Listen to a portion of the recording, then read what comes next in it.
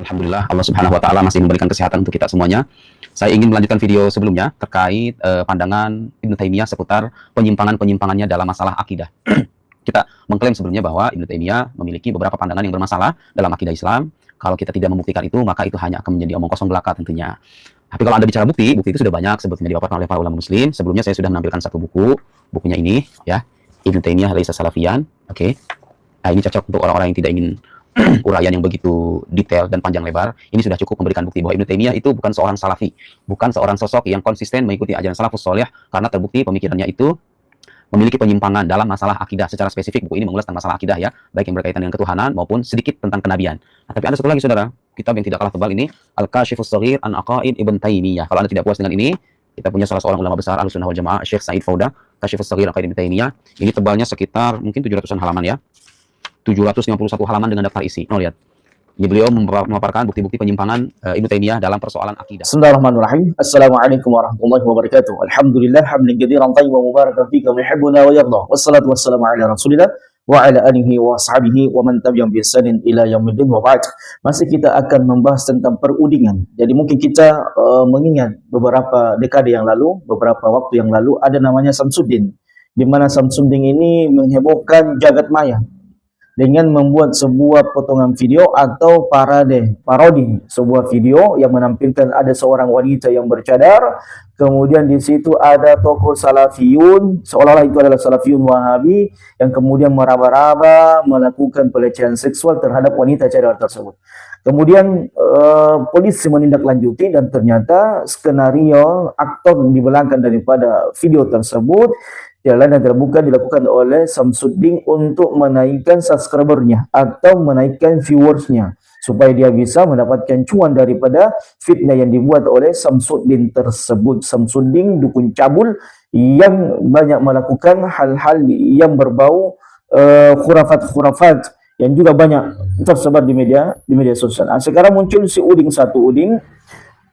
Dia adalah merupakan saya gelari bocah filsafat, karena kalau tokoh filsafat ini terlalu besar kadarnya bagi seorang anak yang baru keluar dari Al-Azhar, yang membanggakan Al-Azhar, kemudian dengan tanpa rasa malu, tanpa memiliki adab akhlak yang baik, merendahkan Syekhul Islam Ibnu Taimiyah rahimahullah. Dan kemudian saya salfok dengan sebuah potongan video yang saya saksikan dari channel YouTube-nya. Di sana dia untuk merendahkan Syekhul Islam Ibnu Taimiyah rahimahullah, dia mendatangkan dua kitab. Saya melihat dua kitab ini dan saya penasaran. Yang pertama adalah Al-Kashifus Shaghir an Aqaid Ibnu Taimiyah yang dikarang oleh Said Abdul Latif Fauda. Kemudian yang kedua adalah Ibnu Taimiyah Laisa Salafiyan. Dan dua kitab ini saya penasaran, ini kitab dari mana? Apakah bersumber dari para ulama-ulama terdahulu yang sezaman dengan Syekhul Islam Ibnu Taimiyah rahimahullah, atau setelah beliau Syekhul Islam Ibnu Taimiyah rahimahullah, atau kitab itu dikarang oleh diantara pengikut-pengikut Asy'ariyah yang banyak menyebarkan kesesatan akidah Ahlussunnah wal Jamaah. Dan demikianlah keadaan sebagian besar orang-orang yang berjalan di atas akidah Asy'ariyah. Mereka mengatakan akidah Syariah adalah akidah Ahlussunnah wal Jamaah, sementara mereka mencap di akidah mereka sendiri adalah Syariah. Ini seakan dua kata yang sangat berbeda, akidah Ahlussunnah wal Jamaah dan akidah Syariah, yang kemudian dikatakan akidah Syariah adalah akidah Ahlussunnah wal Jamaah. Ini pemikiran konyol. Kalau dikatakan ente berakidah Ahlussunnah wal Jamaah, maka tidak ada lagi penyebutan akidah si fulan, akidah ini, akidah itu. Cukup kita mengatakan kita berakidah Ahlussunnah wal Jamaah, akidah yang dibawa oleh Nabi SAW, yang kemudian diajarkan kepada para sahabat, yang kemudian para sahabat mengajarkan kepada para tabi'in, dari tabi'in kemudian dinukil dari tabi'ut tabi'in, a'immatul arba, dan seterusnya. Tidak dikatakan ini akidah Syariah begini begitu, dan kemudian kalian mengatakan akidah Syariah ini semuanya berasal dari akidah Ahlussunnah wal Jamaah. Inilah diantara kelicikan, tipu daya, muslihat orang-orang yang berjalan di atas pemahaman akidah Asy'ariyah. Zaman rahmatullah. Al-Kashifus Shaghir ini, buku sempalang ini, buku yang tidak memiliki bobot ini, ternyata dikarang oleh Said Abdul Latif Fauda. Siapa Said Abdul Latif Fauda? Dia adalah Asy'ari tulen. Dan itu adalah kitab yang dijadikan rujukan oleh Nuruddin. Jadi jangan salfok, kalau ada orang yang berseberangan dengan akidah Ahlussunnah wal Jamaah, maka tidak akan mungkin mereka mengambil akidah mereka atau bantahan mereka dari Syekh bin Baz, Syekh Al-Utsaimin, Syekh Albani, Syekh Al-Syekh dan para ulama yang lainnya yang ada di Timur Tengah, yaitu di Arab Saudi yang merupakan kiblat kaum muslimin, tidakkah mungkin mereka mengambil para ulama ini menjadi rujukan? Pasti mereka akan mengambil rujukan orang-orang yang sejalan dengan mereka. Jadi Nuruddin Filsafat Asy'ariyin mengambil tentunya kitab untuk menguatkan argumennya, membantah Syekhul Islam Ibnu Taimiyah rahimahullah, tentunya juga dari Asy'ari. Jadi kalau Nuruddin Asy'ari, maka buku yang dijadikan rujukan oleh Nuruddin adalah Asy'ari. Jadi kalau antum Muhammadiyah persis NU, tidak akan mungkin merujuk kepada kitabnya Nuruddin. Sama dengan Ahli Sunnah wal Jamaah, para Salafiyun yang digelar Wahabi, tidak akan mungkin menjadikan dan mendengarkan kitab Al-Kashifus Shaghir sebagai rujukan, karena itu bukan orang yang berjalan di atas akidah Ahli Sunnah wal Jamaah. Nah, ini jelas buat kita semuanya. Jelas buat kita semuanya. Begitu pula dengan Ibnu Taimiyah Salafiyan. Siapa yang mengarang? Asy'ari. Orang-orang yang selama ini tidak menyenangi memang kitab-kitab Syekhul Islam Ibnu Taimiyah rahimahullah, di mana Syekhul Islam Ibnu Taimiyah rahimahullah banyak menukilkan di dalam kitab-kitab beliau rahimahullah rahmatan wasi'ah wa ghafarallahu liman wa karami tentang kesesatan dan bahaya akidah Asy'ariyah, di mana Abu Hasan Al-Asy'ari sendiri, pendiri akidah ini, telah rujuk meninggalkan akidah-akidah pemahaman sempalan yang beliau pernah berjalan di atasnya dan kembali kepada akidah Sunnah wal Jamaah. Dan ini yang tidak dipahami oleh bocah Nuruddin, bocah filsafat Asy'ari Syi'i, yang kemudian dengan argumennya, dengan pedenya, dengan tanpa rasa malunya mendatangkan kitab ini. Jauh zaman rahmatullah. Kitab ini hanyalah sampah, omong-omong yang tidak memiliki manfaat dan faedah. Jadi bukan sekedar membela Syekhul Islam Ibnu Taimiyah rahimahullah. Ini saya ulangi lagi. Ini bukan hanya sekedar dalam rangka membela kehormatan dan kemuliaan Syekhul Islam Ibnu Taimiyah rahimahullah, tetapi ini dalam rangka membela akidah Ahlussunnah wal Jamaah yang dirusak, yang ingin dirusak oleh Nuruddin dengan pemahaman filsafatnya, dengan mendatangkan kitab-kitabnya, hujah-hujahnya. Dan harus ketahui, bukan ana saja yang kemudian membantah gurunya Nuruddin ini, yaitu Said Abdul Latif Fauda. Banyak sekali para ulama yang sudah membantah pemikiran sesat dan menyesatkan Asy'ari ini, tokoh tulen Asy'ari ini yang berasal dari Mesir ini, kalau saya tidak salah. فما زلنا في الرد والنقد على رسالة الأستاذ سعيد فودة في لا داخل العالم ولا خارج العالم، وهو يتكلم عن مكان الله أو أين الله. في الحقيقة أن الناظر لهذه الرسالة إذا نظرت فيها لم ترى تسلسلا فكريا في عرض الأفكار في بحث مسألة وجود الله وعين وجود الله وأين الله، هل يجوز قولها أم لا يجوز. الشيخ سعيد ابتدأ في البداية من تبيين حكمه واعتقاده قبل أن يتكلم على أمور هي أولى في تقدمة البحث عن ذكر النتيجة التي يصل إليها في البداية. فإقحام رأيه واعتقاده في بداية رسالة يريد فيها الرد والنقد لمذهب مخالفه، هذه مصادرة على المطلوب. فهو ابتدأ بقوله إن الله لا داخل العالم ولا خارج العالم. ثانيا رجع إلى القول بلوازم القول بأين الله في الجهة والتزام الجسمية والتحيز في الجهة، ولم يذكر شيئا من الأدلة العقلية إلا شبها وإلزامات، والإلزامات لا ترقى إلى الدليل ولا البرهان. فقد خلأ من ذكر البراهين ومن ذكر الأدلة الحجاجية إن كانت إقناعية أو إفهامية مع الخصم. Baik, jadi kalau antum mengatakan Fauda ini bukan orang Mesir, silakan komen di kolom komentar. Setahu saya dia adalah orang Mesir, dan kita tahu ya umumnya orang-orang Mesir ini ya Asy'ari, Sufi, haluan-haluannya Ikhwanul Muslimin. Dan memang bukan Ahlussunnah wal Jamaah. Jadi kalau mereka banyak menyerang negara Arab Saudi, kemudian mereka menyerang akidahnya Ahlussunnah wal Jamaah, kemudian Syekh Utsaimin, Syekh bin Baz, Syekhul Islam Ibnu Taimiyah rahimahullah, wajar. Karena mereka bukan berada di atas akidah Ahlussunnah wal Jamaah. Mereka Asy'ari yang mengaku Ahlussunnah wal Jamaah. Jadi ada dua penamaan, kita bingung ini. Ini Asy'ari atau akidah Ahlussunnah wal Jamaah? Yang mana mereka ini diantaranya? Mereka adalah Asy'ari, bukan akidah Ahlussunnah wal Jamaah. Ini kita harus paham ini. Baik.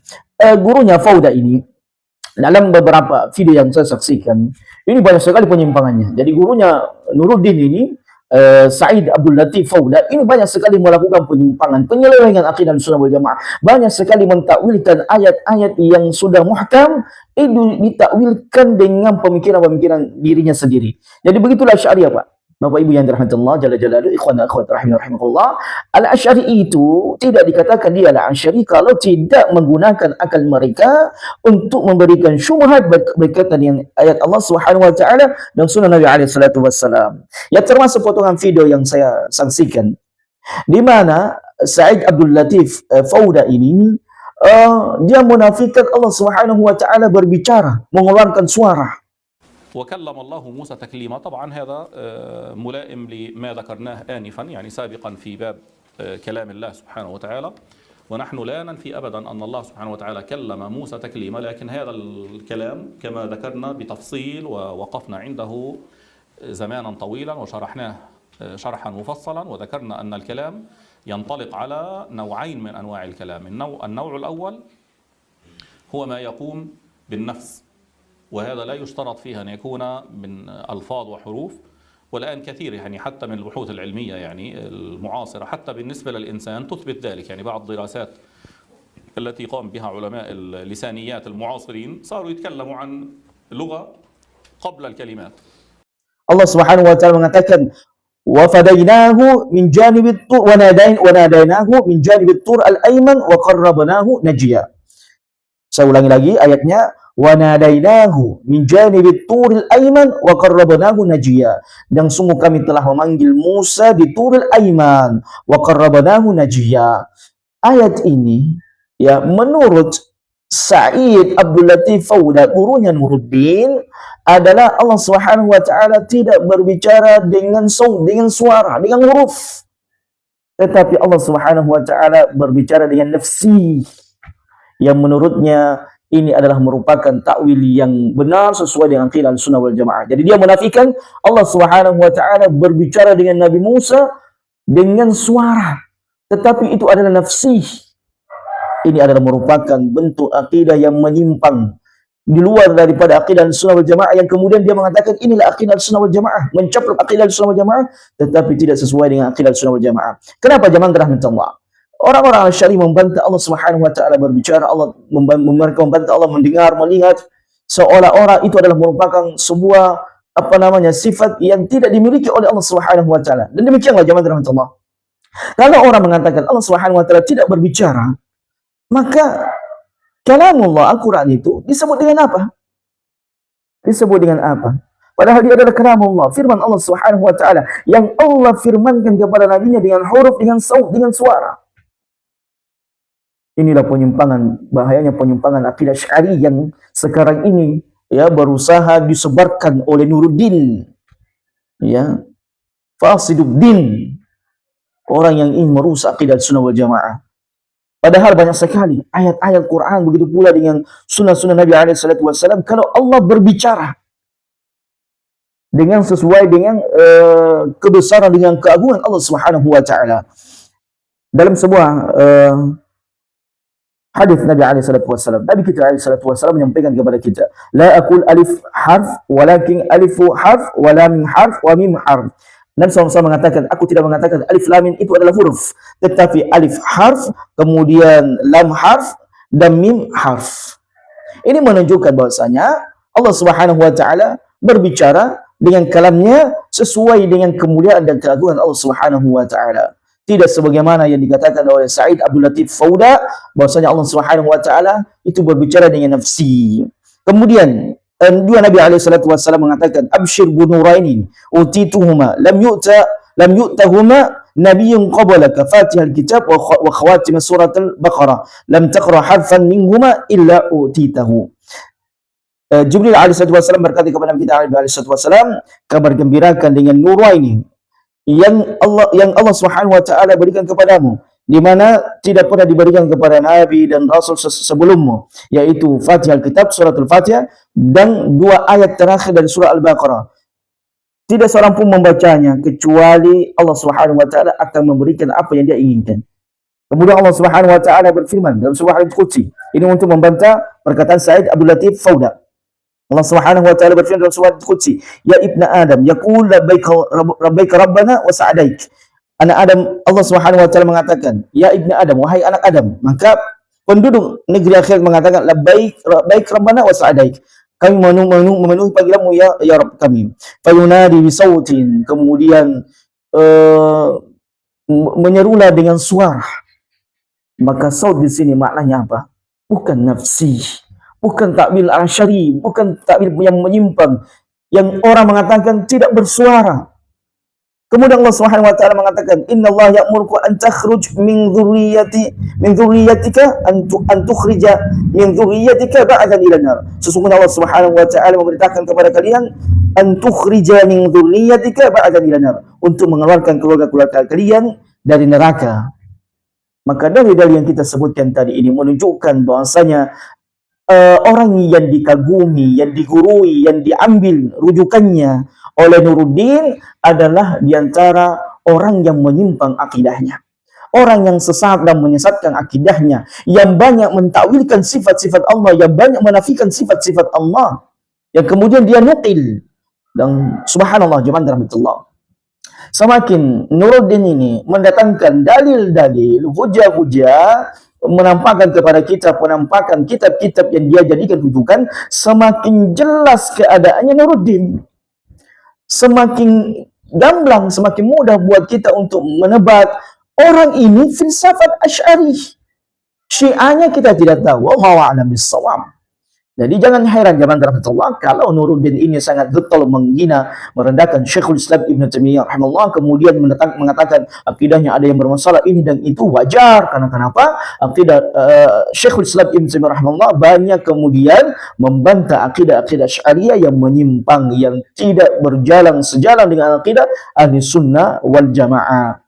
Oleh karenanya, ya, singkat dan jelas buat kita semuanya dan terang beneran buat kita semuanya, bahasanya orang-orang filsafat Asy'ari kalau mereka membawakan agama, maka mereka membawanya dengan hawa nafsunya, membawakan agama dengan akalnya, membawakan agama dengan rujukan-rujukan kitab yang tidak mu'tabar. Dan kitab-kitabnya ini, kitab-kitab mereka adalah jelas Asy'ari. Akidah yang menyimpang, akidah yang tidak boleh diimani, karena di dalamnya banyak kekufuran kepada Allah Subhanahu wa taala, mengkufuri sifat nama dan sifat Allah Subhanahu wa taala. Dan akidah ini akidah yang sangat berbahaya.